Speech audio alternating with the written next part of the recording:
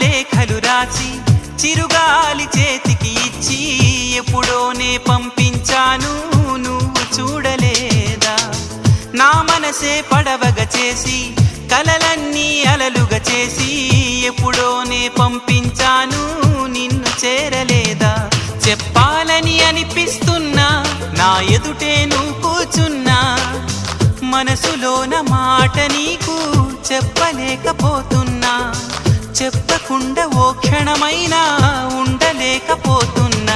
ఎలా చెప్పనమ్మా నాలోని ప్రేమని, ఎలా చూపనమ్మా నా ప్రేమ నువ్వని?